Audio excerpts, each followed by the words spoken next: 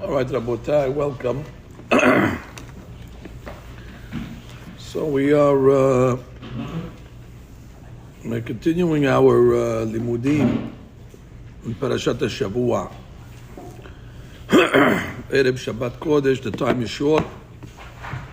We'll just make some comments on the Parashat Re'eh. Now, everything is talui b'mazal. Everything has a mazal. The Zohar HaKadosh says even the Sefer Torah that you take out of the Hechal, which one you choose has a mazal. There's a lucky Torah got chosen for, the reading. One time a guy went and he said, "What do you mean? The rabbi already prepared the Torah. It has no mazal. It's prepared." I said, "If it's meant, they'll use that Torah, and if it doesn't have a mazal, they'll take a different Torah." I said, "But it's there." Anyway, the guy did Petiha, and for some reason, instead of taking the Torah that was in front of him, he took the Torah to the right. What possessed him to take that Torah? He took it, and he brought it out. Once he brings it out, you can't take it back. So I said, that Torah has a mazal. Hashem wanted that Torah to be used that day. So similarly, I believe that if the Sefer Torah has a mazal, so Parashiyot also have mazal. And it seems that the summer Parashiyot don't have the same good mazal as the winter Parashiyot, especially when it comes to Parashat Re'eh. Usually this time of the year, the rabbis are all on vacation, and even the rabbis that give the Rashot, and now it's Ben Azmanim. So Parashat Re'eh is usually a parasha that finds itself during the heart of the summer vacation, where even the Rabbanim, excuse themselves and say, "Well, we're going to take a week off." So these parashiyot are somewhat neglected. If you go and listen, Baruch Hashem, to our repertoire, we've given on some parashiyot, and thank God we have given equal opportunity to all the parashiyot. That being said, I want to make one comment at the end of Parashat Re'eh. It's in the Maftir, if you're following. Hag HaSukkot ta'aseh lecha shiv'at yamim. So the Torah introduces us, or to us, the holiday of Sukkot. So what is the holiday of Sukkot? Be'ospecha megornecha meyikbecha. So we call it Hag HaAsif. It's the holiday of the harvest. That's when all the fruits from the summer are already ripened, and now a person starts to bring all the product from the field into his house. So he's taking from the Goren. Goren would be the grains, and the Yikbecha would mean the grapes. V'samachta b'hagecha. So the Torah says, on Sukkot specifically, there's an inyan of simcha. You have to have happiness. You have to be sameach. Not only yourselves, but ata u'bincha u'bitecha v'abdecha v'amatecha v'halevi v'hager v'hayatom v'almana sheb'sharecha. So you have to have happiness, and you have to afford happiness to the rest of your family, each one according to what brings him joy. So the Gemara says the kids, you give them candies, let's say. And the wife, you buy them new clothes. And the men, they like a piece of meat with some good wine. Each one according to their simcha.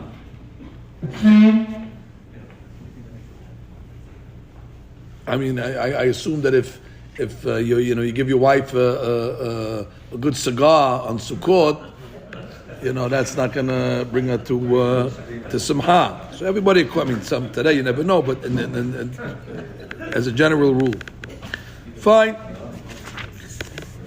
Then it says, Shiv'at yamim tachog la'Adonai Elohecha b'makom asher yivchar Adonai. So 7 days, have a holiday for God.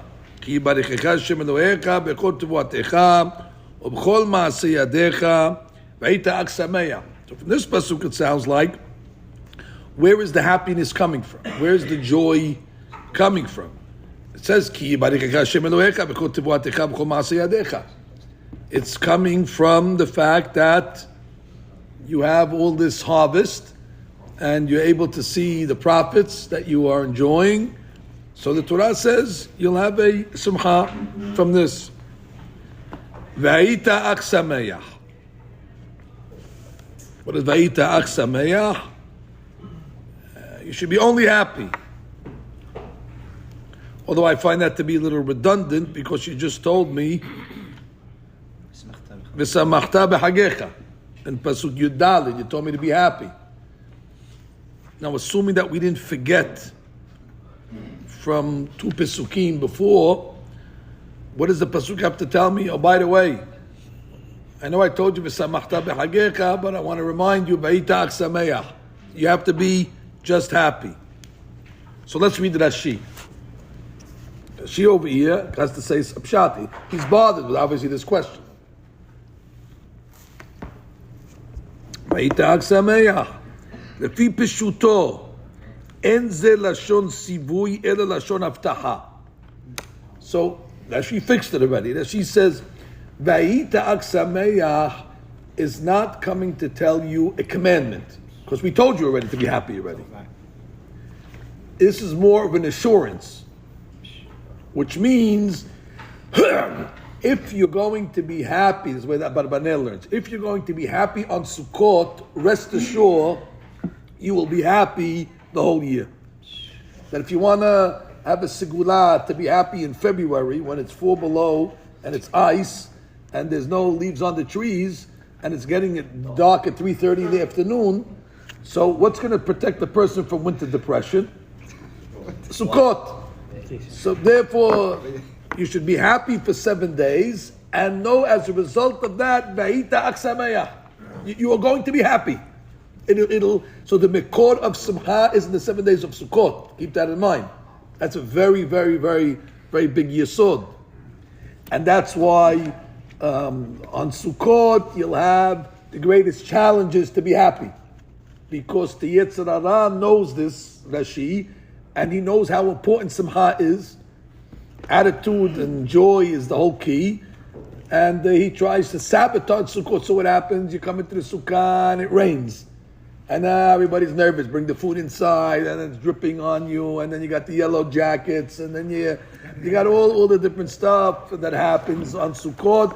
And then the kids are off of school, and they want to go on Chol HaMoed trips, and nobody wants to do anything. Everybody wants to do something else, and they got to find a sukkah. And it becomes a headache. It becomes a big headache. And when the kids are home, they're fighting, and the mother's trying to prepare the seudot, and the husband, of course, helps in a limited way, and therefore everybody gets agitated, everybody gets nervous at each other. There goes the simcha. So therefore, you have to be very, very careful that on Sukkot there's a lot of deterrence to simcha, and you have to know that going in, that if you want this guarantee of Rashi, v'ayita ach sameach, you better prepare. It's the same Yetzer Hara that's on Friday afternoons. That Friday afternoon, if you ask an electrician, he'll tell you, although there's 7 days a week, most refrigerators will break at Friday afternoon a half hour before Shabbat. Ask the electrician, why is that so? He can't tell you why, but that's the statistics. And ovens, even though we use an oven 6 days a week, they will usually break right before Shabbat, and all things go wrong. Why? Because the Yetzer Hara wants to take away the shalom. Because Shabbat is all about shalom. And therefore, what ends up happening, Erev Shabbat, everybody gets nervous. And therefore, everybody gets into a fight, Erev Shabbat. So by the time you get to the Friday night table, instead of Shabbat Shalom, it's Shabbat Milchama. And Yetzer Hara has succeeded. So you got to know that going in, that Friday is a very, very critical day that the Yetzer Hara is going to try to ruin the next 25 hours. So don't fall for that. Don't fall. Whatever can go wrong will go wrong on Erev Shabbat, and you have to know, which means I wear, let's say, a new shirt every single day, but the only shirt that misses a button is the one that I picked for Friday night. It's missing the button right over here. And now I'm 2 minutes, I got to get to shul in 2 minutes, and now there's no button. And by the way, whose fault is it if there's no buttons? The Rebbitzon's fault. Rebbitzon, what do you want from me over here? Why'd you tell me yesterday? I didn't wear the shirt yesterday. I'm wearing it now. I'm not a prophet. I don't know what shirt doesn't have buttons on over here. Okay, anyway, where's my suit? Oh, I forgot to pick it up from the cleaners. Oh, strike two. The cleaners over there. Wear a different suit. I don't want to wear a different suit. I want to wear the suit that I want the cleaners over there. I have a rotation. Okay, that doesn't work also. So, and this is what happens. And this is what happens. You get into a fight and get the mahloket, and you finally want to go into the shower in the winter, and there's no more hot water because the guy before you already, used the whole tank, and that's it. Now you cold water, and basically this is what happens at Erev Shabbat in every house. And so similarly, what happens on every Erev Shabbat happens during the 7 days of Sukkot. So you got to be ready. Guy comes home from shul, he's ready to sit in the sukkah. His schach blew away. Now you got to deal with the schach blowing away. You got to get on the roof and put it back on. These are all stuff that's going to happen. But nonetheless, the Hatam Sofer, I think he passed, which I was by the Hatam Sofer this week, Baruch Hashem. I was by his grave in Pressburg. Now it's called Bratislava, but we were by his kever. And if I'm not mistaken, he passed away, there you go, shortly after Sukkot. And but he followed his regular regiment. He gave his shiurim and whatever he normally did every year. And they told the Hatam Sofer, but the Rebbe is in pain. The Rebbe is, So he said, now I have a new explanation in the pasuk Vayita Ach Sameach. If you remember when Noah came off the Teva, so the pasuk says Vayishaer Ach Noah. He was alone. There was nobody left in the world. But the Midrash says that one day Noah was late feeding the lion. If you remember that Midrash that we know when you were kids, he was a zookeeper, so he's feeding all the animals.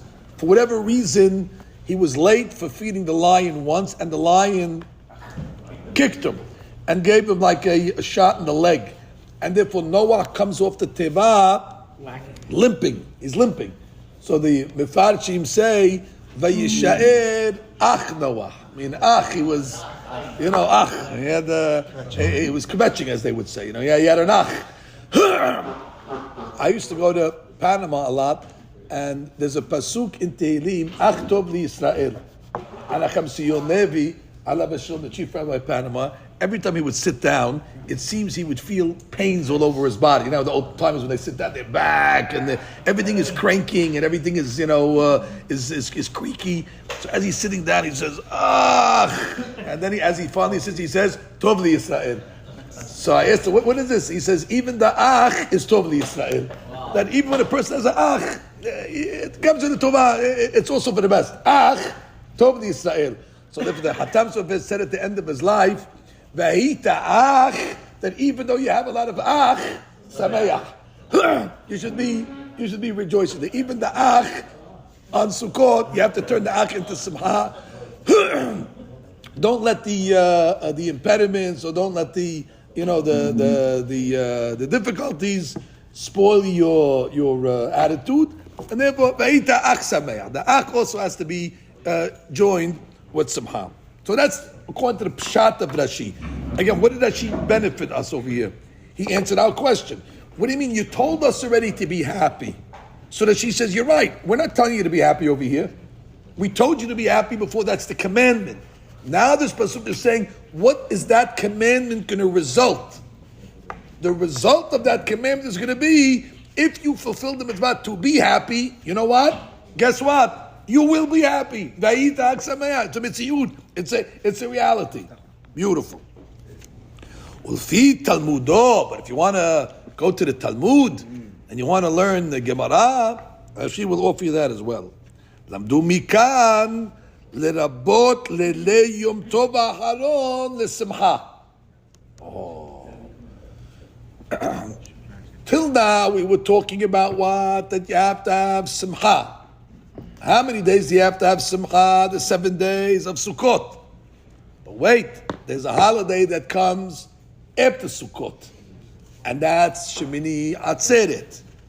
So hold it. I don't know what the Torah's opinion is when it comes to Simcha on Shemini Atzeret.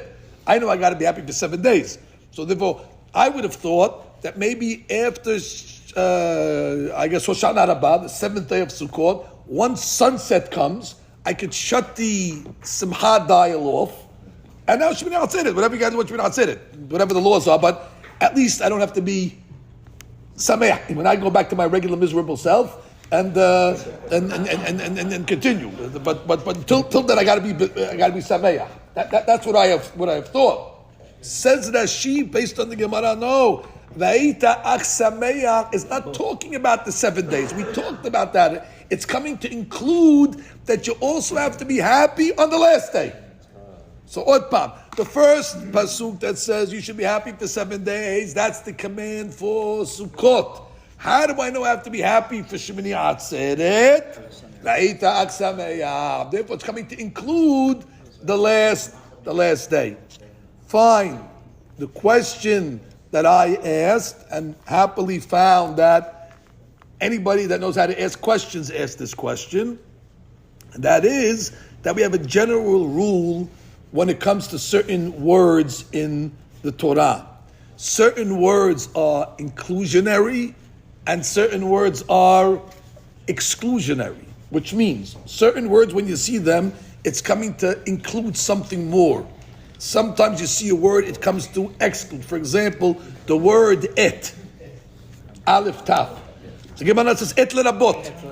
Now that's a hadush because I would have thought et is an auxiliary word. It's really just it's a word that's even hard to explain. It's just like a filler to connect two words together. But the Gemara says, whenever you see an et in a pasuk, since the word is an extra word, you could probably do without it. It's coming to say there's something else that the pasuk did not include, but the et is going to include it. So that's et lerabot. And then the Gemara says when you have the word rak is only. So that's coming to minimize the text. Only this to the exclusion of something else. That's called an et and a rak.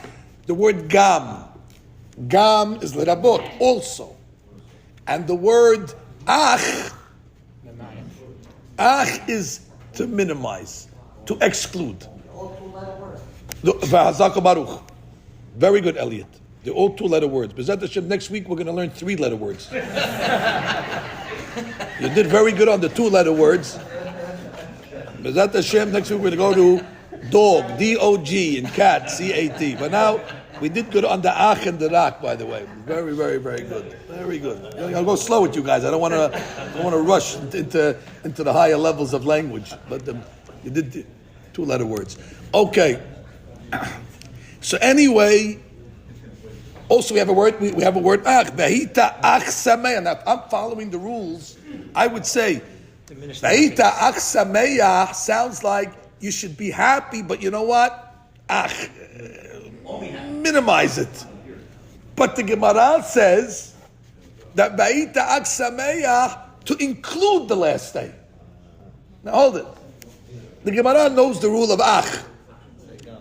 So exactly. I would have said Ba'ita Gam Sameach. And if I would have said Gam Sameach, beauty. Gam, you're including. What are you including? Shemini Atzeret. But the Pasuk comes along and says Ba'ita Ach. And the last word you'd expect to see in the Gemara is lerabot. You'd expect to see lema'et. If anything, I would expect the Gemara to say, you know what?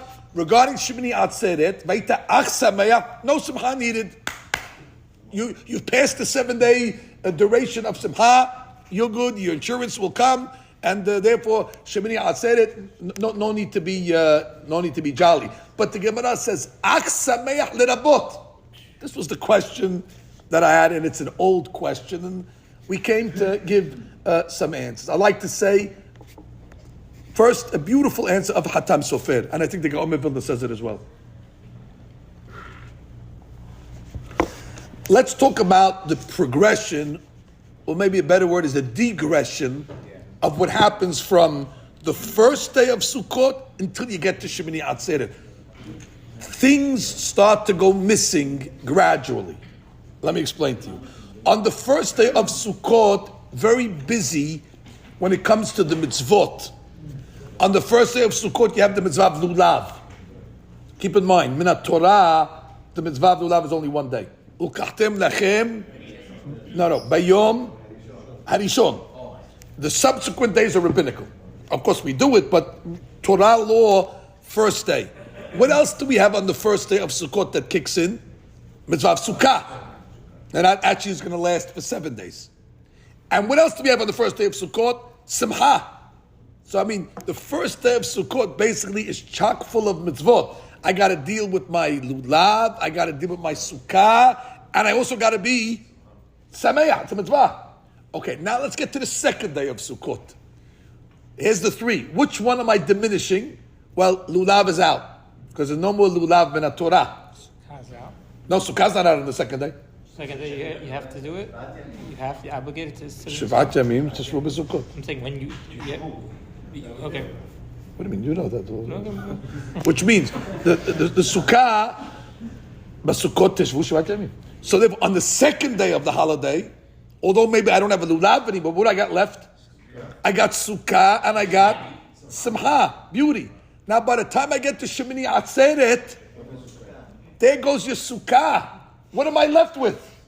Simcha. So therefore, vehayita ach sameach. The only thing you have left is simcha. I got no more lulav. I got no more sukkah. All I'm left with is simcha. It is diminishing. It is taking away from what I would have. All I have left is simcha for the sake of simcha. No other mitzvah. Shemini Atzeret has no mitzvah. So therefore, that would be the Hatam Sofer's interpretation of the ach. It's saying, lerabot, it's to include the last day to only simcha. To only simcha and no other mitzvah. Take away all the other stuff that you've been doing the previous week. You understand the way you learned? Okay, but that was not what I really came to give you today, although that's a beautiful, in some shurim, that's the main entree right there, and that's it. Then they Rabbi Hananya, and the rabbi gets a pat on the back. But I came to present to you the three interpretations of the Meshech Chochmah. Our good friend, Dr. Schwartzman, may live and be well, before I left to Europe last week, he had asked me, Rabbi, can you give us Meshech Chochmah? I love when the rabbi gives over Meshech Chochmah. It's a hard book, by Meir Simcha Cohen Medevinsk, and he was a tremendous gaon, and his Torah is very, very sweet, but it's intricate. And he said, I'd like to hear some, if you would give a series on Meshech Chochmah, actually, every week to say something Meshech Chochmah. So I didn't commit to give a series yet. I might do that, B'ezrat Hashem, but I'm just piloting now to see if I am able to give over a Meshech Chochmah correctly. So I'll give it over. We'll give it to the doctor to review, peer review at the hospital, and if we get, his colleagues to say that I know how to go over a Meshech Chochmah, maybe we'll go further than the other ones. So he gives three interpretations. Let's go to the first one. Pasuk says like this: "V'samachta b'chagecha." You should be happy. Why should you be happy? The pasuk clearly says, "Ki yibarechecha Hashem Elohecha b'chol tevuatecha u'b'chol ma'aseh yadecha." I mean, it's the harvest, which means let's not be so religious for a minute. If somebody would tell you, why are you happy on Sukkot? Because of the mitzvot, the vikud, I just came out of Kippur, I'm holding on levels, kabbalot. And the Torah says, that's very nice, but the real reason why a guy's happy on Sukkot is because business is booming, he's counting his money, he's got what to eat this year, he sees, and you don't got to feel guilty for that. Of course, just obviously it's takarat tov to Hashem, but when a guy's filling up his silos with wheat, and the pasuk does not, by the way, is not embarrassed to tell you that. It's not, if you went to yeshiva, they're going to tell you the simcha on Sukkot is the spiritual accomplishment. Okay, because the yeshiva guy doesn't have any silos of wheat, so therefore he's got to be happy, on his kavanot, exactly, which is fine. I'm not mizalzel of that, but the Torah is telling you that if you're living in an agrarian society, you're a farmer, and you have, a good season, so therefore, you're going to be happy. Says Meshech Chochmah in his first interpretation. But there's going to be a year where you're not going to have a good year in the sense of profit with wheat and all sorts of a product from the field. And that is the year of Shemitah. Because in the year of Shemitah, you're not working. So therefore, that year, you're actually collecting nothing. As a matter of fact, you got a big sign on your field that says Open for freebies. So basically, you got all the the aniyim can come into the field at will and just rummage through all your property and eat whatever they want. And therefore, when it comes to Sukkot, in the year of Shemitah, and they ask the farmer, how'd you do this year? Well, listen, I'm a religious farmer. Basically, profits are flat. We did nothing this year, hoping next year will be a better year, but the Shemitah year is not. So therefore, I read the Rav. The Rav's first Parshat is like this. Ube Shemitah v'yovel, on the Jubilee year as well, she'en sham asifa shel goren v'shel yekev, where you're not collecting anything, gam ken shiv'at yamim tachog laHashem, which means even in that year where something is going to be lacking, what is going to be lacking? Tivu'ah. The ach is going on, not your simcha. The ach is going on that even though there's going to be a situation of ach on Sukkot, which year is the year of ach, the ach year? Shemitah year. So therefore, in that situation, you still have to be happy. Why do you have to be happy? You have to be happy for the sake of Hashem. Like the Pasuk said, if you look right before, the Pasuk says, Hag HaSukkot v'samachta b'chagecha, and the Pasuk's lashon was, Shiv'at yamim tahog laHashem Elohecha. That sometimes the 7 days of Sukkot, you know what the simcha is going to be? Like the yeshiva guy, laHashem Elohecha. It's going to be solely a spiritual simcha. Because you're not going to have, so there's two ways I could have a simcha on Sukkot. Let's say it this way. I can either have a religious simcha that's based on godliness and bitachon and faith and things like that, or it could be a more economic type of simcha. Well, it's going to depend what year you're in, and that's going to affect your simcha. So if I'm in the first 6 years of Shemitah, Tivuatecha, Goren, Yekev, all that stuff is in play. But the Torah is telling you, V'hayita ach, that there's going to come a year where it's going to ach year, where you're not going to have tibu'ah, you're not going to have Gordon, and therefore what? You still have to have simcha. That simcha is going to be on a different level. That's going to be a simcha that's more l'shem shamayim. Pirush, V'hayita ach sameach, tismach belo asifa shel Gordon v'yekev, rak simcha shel mitzvah. Unbelievable explanation. Wow. So far we have two pshatim. We have the ach of the Hatam Sofer. It's without mitzvot. No sukkah, no lulav. It's just simcha. You have the first pshat of the Meshech Chochmah. It's ach beli tivu'ah. Good. Already mentioned ach is 8 minus 1, 7. Ach is 8 minus 1. How was ach 7? Only a guy from Flatbush could talk like that. If you pronounce the het correctly, Aleph Chaf, Aleph Chaf. It's Chaf Sofi. Okay. Anyway, the next explanation he says is like this. The next explanation they say is like this. So we know that on Sukkot, there's a regiment of korbanot. And the korbanot, if you count them up, we bring every day a specific amount of bulls. Parim. And we refer to the bulls of Sukkot as Parei Hag, the bulls of the holiday. And if you count them up all together, on the first day they brought 13 bulls, then 12, then 11, it descends.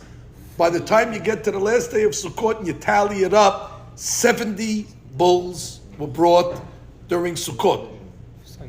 And that corresponds to the 70 nations of the world. That we're actually bringing korbanot for the nations of the world. Because, listen, we need these nations in the world for us. We need the Chinese to produce all their factories for us, and we need, Japanese. We need the sushi. We need every nation is making a contribution to the world. So therefore, we pray for the 70 nations via bringing these korbanot. And the Gemara says, if the Goyim would have known how benefit they have by us bringing those 70 korbanot, they wouldn't have destroyed the Beit HaMikdash. By them destroying the Beit HaMikdash, they poked themselves in the eye. Because, what are you talking about? The part of the temple service was to benefit the Goyim.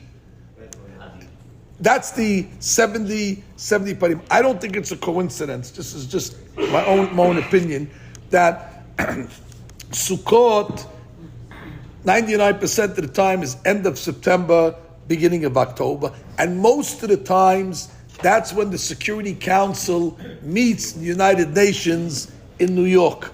And all of a sudden you see the 70 flags hanging on the First Avenue, wherever it is, in front of the United Nations.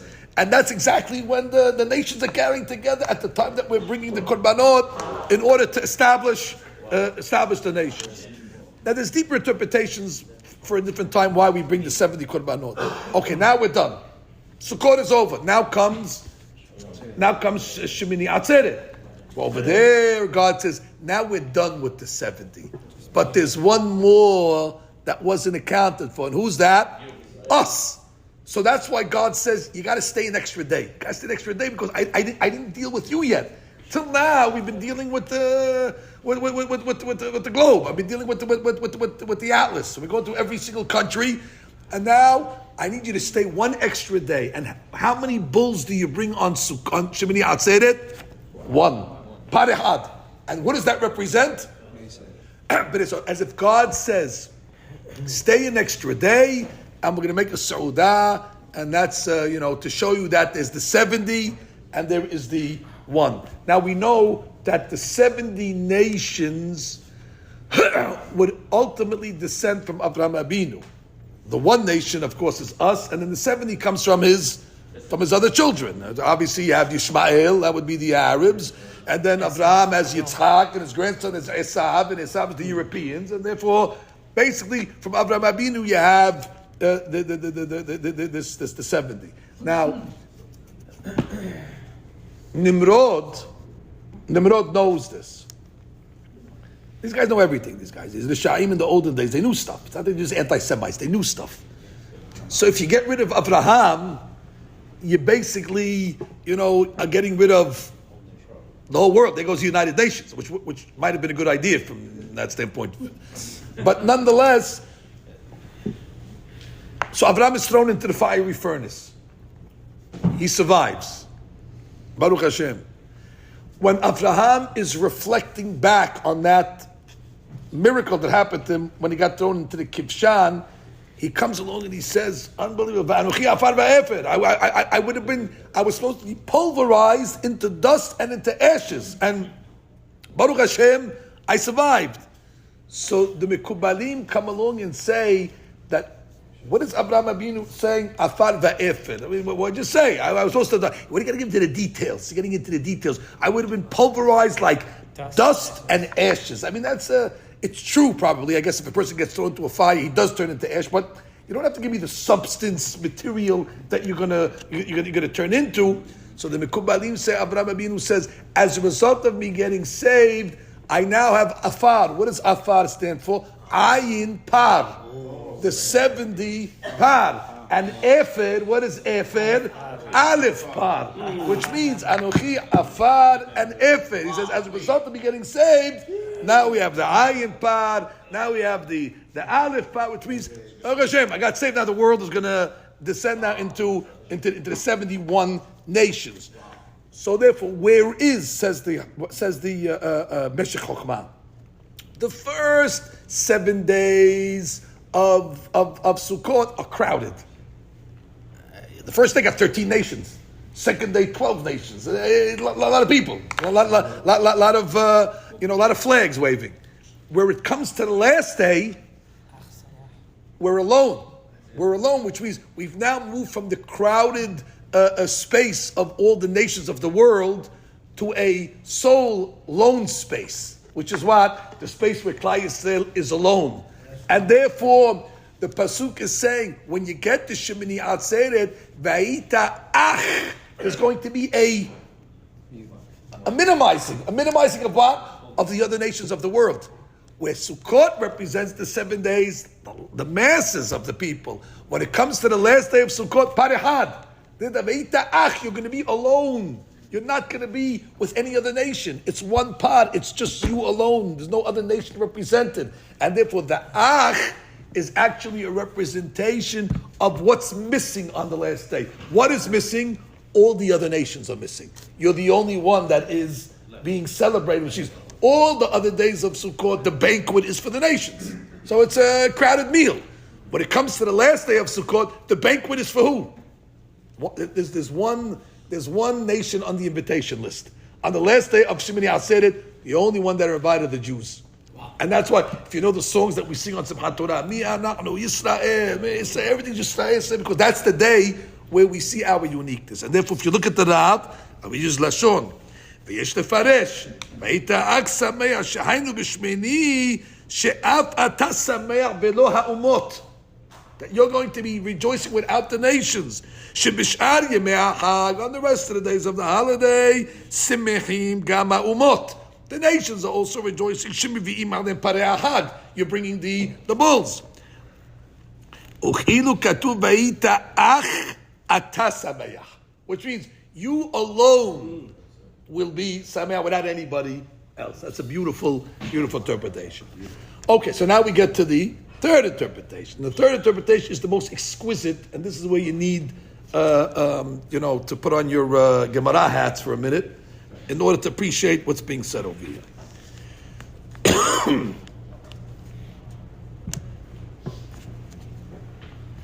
Did you pay attention?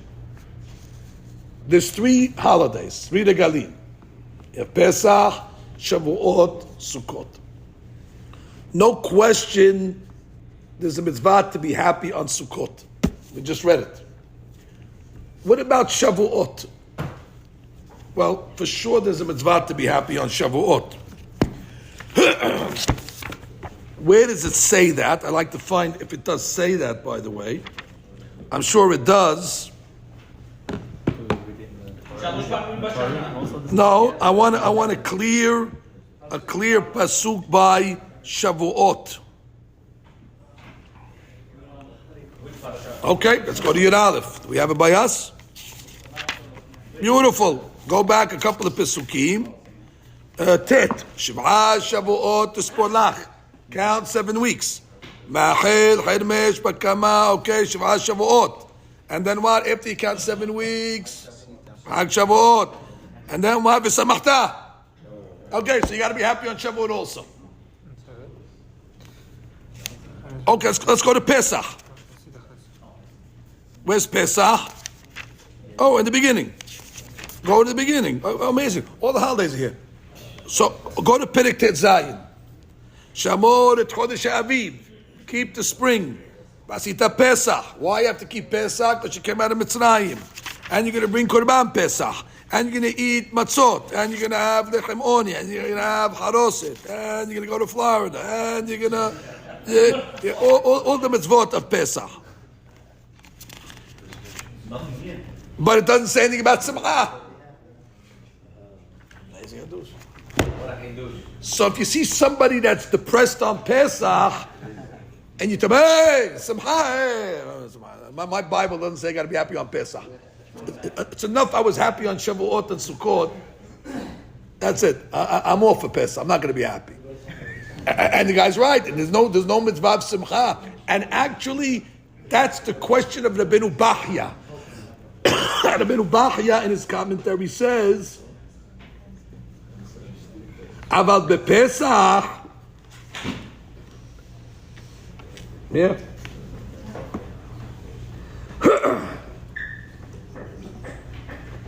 וכן מצינו בשבועות שהזכיר לשון שמחה, אבל בחג הפסח לא הזכיר בו לשון שמחה. There's another word that's missing by Pesach that's written by the other holidays. No. The pasuk by Sukkot says, Let's go back. I hate to be technical. That's the only way we're going to learn anything.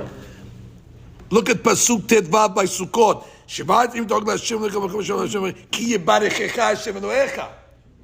There's a blessing on Sukkot. Go to Shavuot. Turn the page back. Shavuot. Look at Pasuk Yud. V'asita Hag Shavuot. Kasher Yibarechecha Hashem Elohecha. There's blessing on Shavuot. But you go to Pesach, no beracha, no simcha. Wow. So the Rabbeinu Bachya says, why? And he says the only way you'll understand it is if you're a farmer. And since none of us are farmers, which means in this class, everybody's scratching their head, yeah, great question. If I was giving a class to farmers, they would say, it's a pashut. It's no season. Which means, when it comes to Shavuot time already, it's the time of the tree starting to grow, and you're starting to bring your first fruits. So there's product. There's beracha. Beracha, there is simcha. Shavuot is called Hag HaKatzir. What's Katzir? You're harvesting. It's a great time of year. Anytime you can connect the holiday to beracha, there's going to be simcha. Sukkot time already, I'm bringing all the stuff into the silos. Hag HaAsif. It's also a farmer's holiday. Mashe'en ken, when it comes to Pesach, nothing going on. Spring. The old stuff I ate already, and the new stuff I didn't reap yet. And therefore, where am I? I'm looking at the Wall Street Journal, praying that we're going to have a good year this year, but I don't have beracha yet. And therefore, says the Benu Bachya, very pashut. Since you're not enjoying yet any physical beracha, the Torah cannot tell you to be b'simcha. That's clean, whatever. You want to hear the Benu Bachya? Oh, bah. So he says over here. וטעם הדבר, מפני שבשני המועדים שהם שבועות וסוכות, the two holidays that are שבועות and סוכות, התבואה מצויה בהם. There's wheat. It's a wheat holiday. It's בעלי בתים. ואפשר להם לפרנס, and therefore they can have פרנסה. וכיוון שהוא מפרנסן, since already there's as they say in America, gelt. הרי שמחה והרי ברכה. אבל בפסח לא נקצרה תבואה חדשה. The new wheat yet hasn't been harvested. וישנה כבר בלטה. And the old wheat already is gone. And the IRS takes the... And it's tax season also. ואפשר לשמח אותם בפסח. Look at this here. שירדה תורה לסוף דעתו של אדם. Torah's realistic Torah. You're telling the guy, oh, you're pissed, you have to be happy. He became, do me a favor. I'm looking at my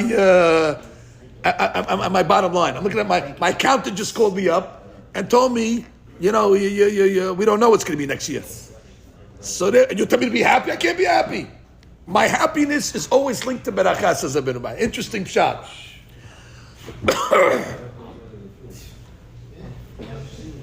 Comes Rabbi Meshech Chochmah, and he finds this unbelievable midrash in the name of Rabbi Yossi Gilili. Now, to appreciate what we're going to say now, you have to know a Talmudic principle. The Talmudic principle is called Im Eno Inyan, which means like this. If you have a pasuk in the Torah, and you look at the pasuk and you say, I know this already. Why is the Torah telling me something that I know already? So obviously, it cannot be coming to tell me the same thing twice. So therefore, the Gemara will say, Im eno inyan, if it's not pertinent to the context that it was written in, then we have a right to take it out of its natural context and put it somewhere else.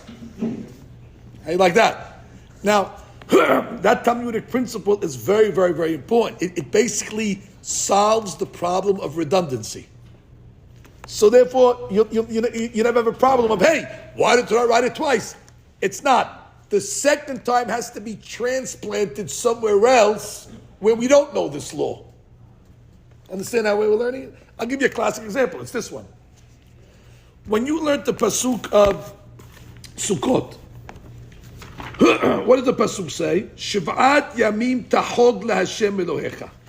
Which means what? 7-day festival. 7 days tahog.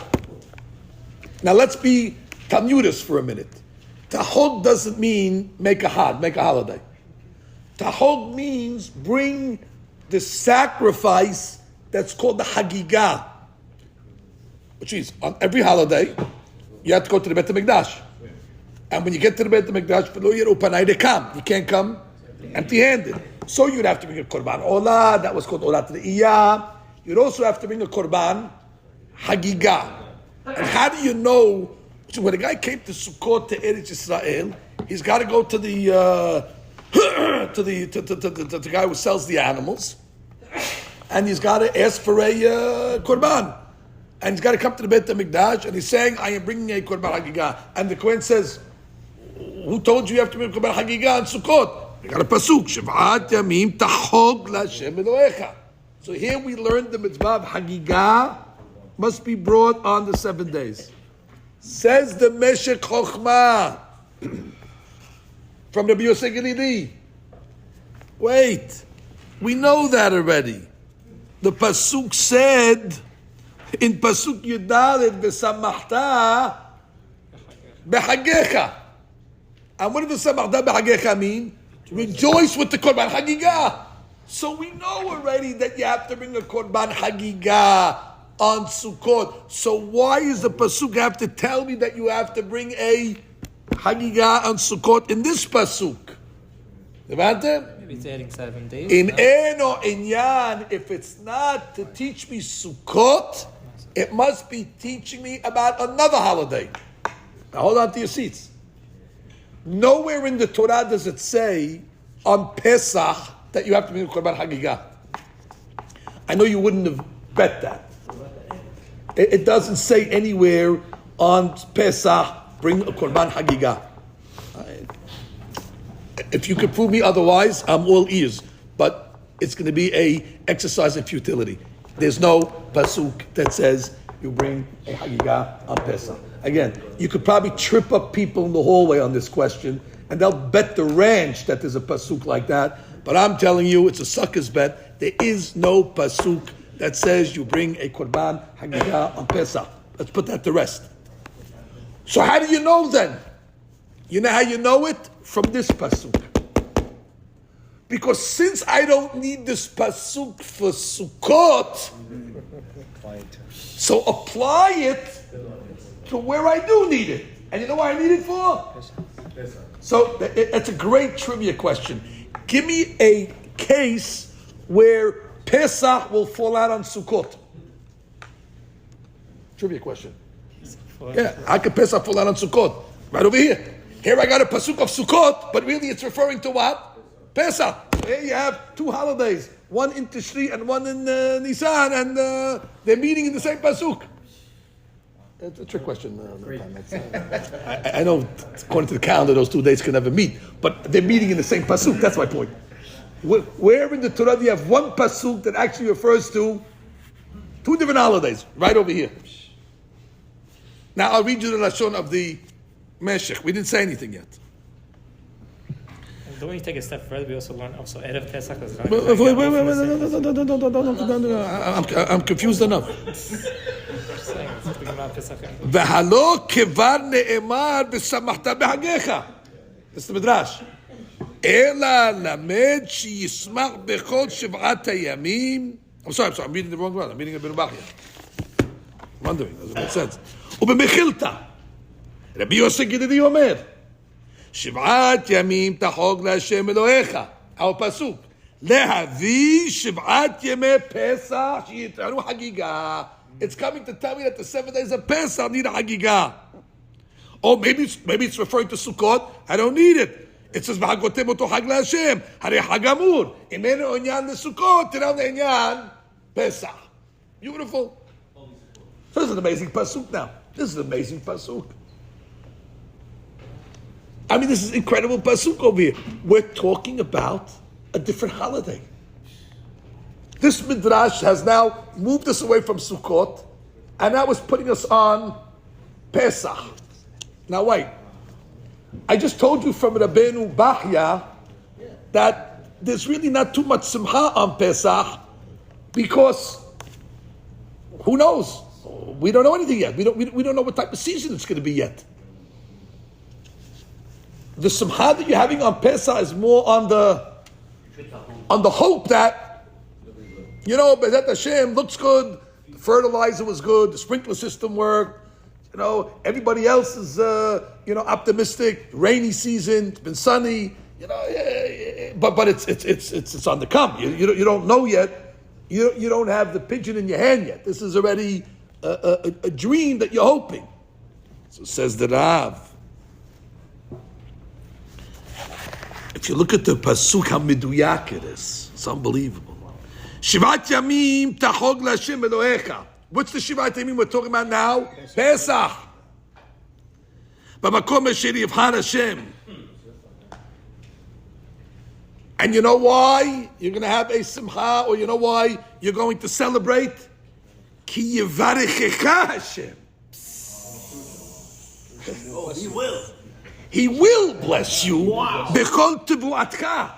This is already not because He blessed you.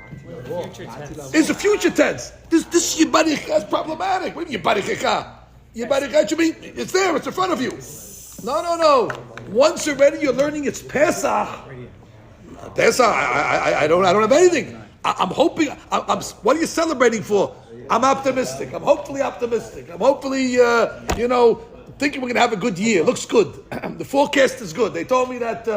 I looked at the Farmer's Almanac and they told me, we're going to have a good year.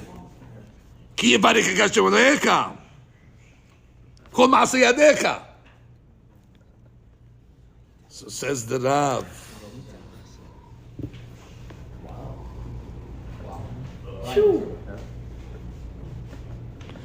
He comes along and he says,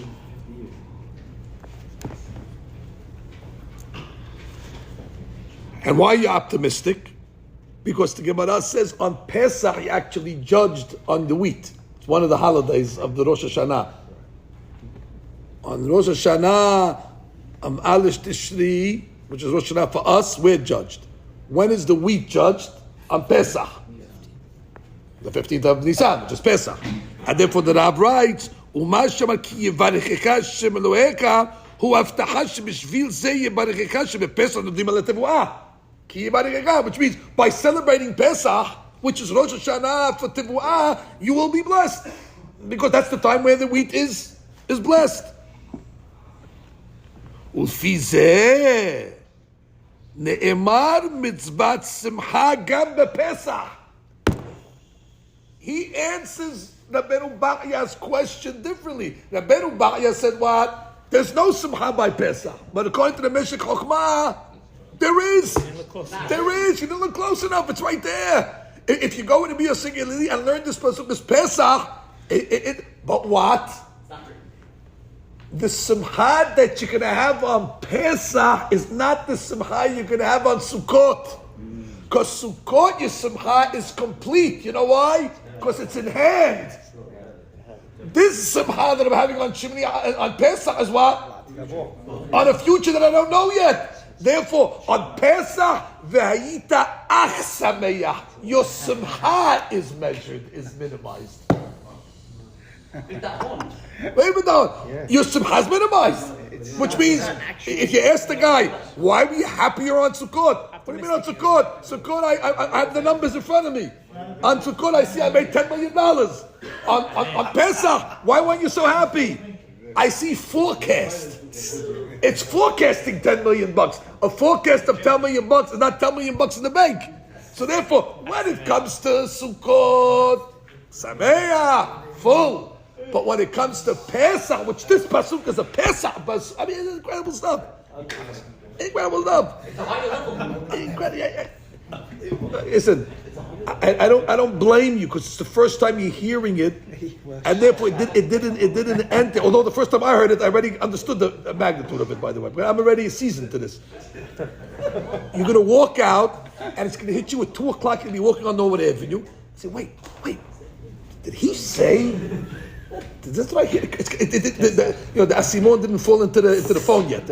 It's got to fall into the phone. Didn't click yet.